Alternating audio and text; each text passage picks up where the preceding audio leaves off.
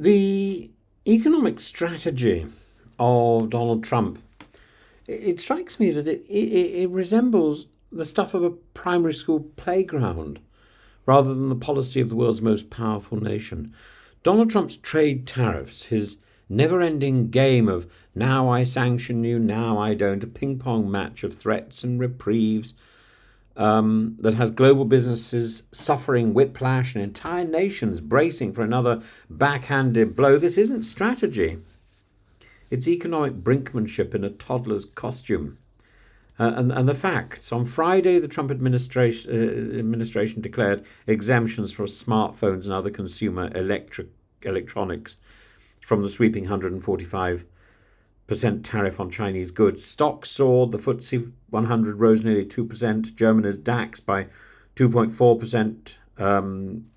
And people across Europe rejoiced. But by Sunday, a mere 48 hours later, the warmth had cooled, and Commerce Secretary Howard Lutnick said that those very products were under review again.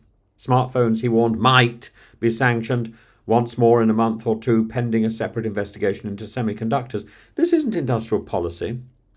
This is bait and switch.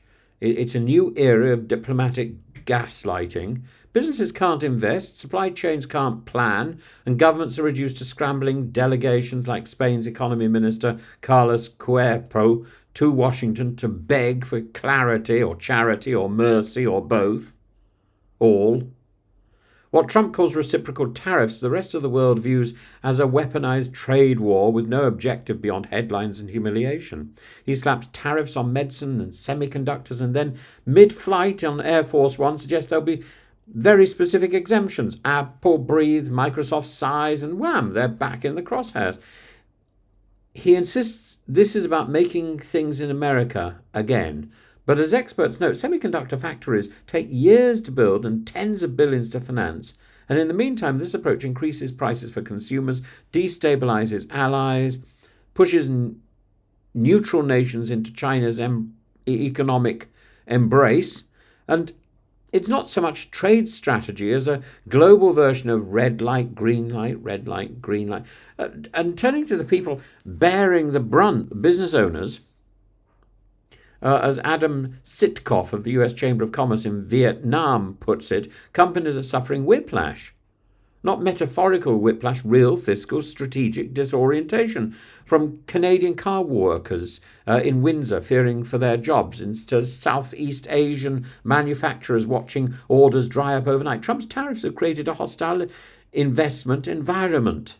And the result, uncertainty, inflation, a growing reluctance among businesses to expand or innovate when tariffs could be reinstated by a single tweet or an errant golf cart press conference.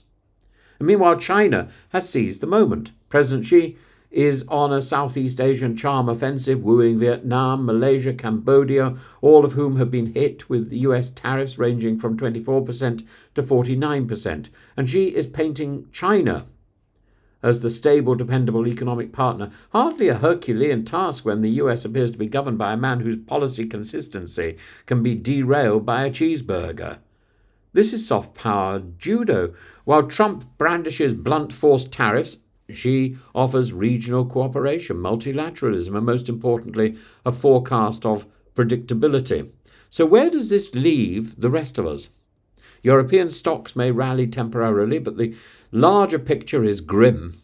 Trump's ping-pong approach has turned global trade into a reality TV series, cheap drama, unpredictable plot twists, and very, very few winners. No businesses can build factories or sign contracts with this level of uncertainty hanging over them. No country can maintain economic growth with a tariff sword dangling like... who is it? Whose sword is it that goes backwards and forwards? The sword of Damocles. Damocles! It's no global order can function if the world's leading economy behaves like a spoilt child in a sand pit, throwing sanctions like sand, tantrums like Trump. In the end, trade is not a zero-sum game. It's not poker or war or some televised negotiation tactic. It's a system built on trust. consistency, and shared interest. And if Trump continues to treat it like a tantrum in a toy shop, it's not just the US economy that will pay the price, but the entire global order.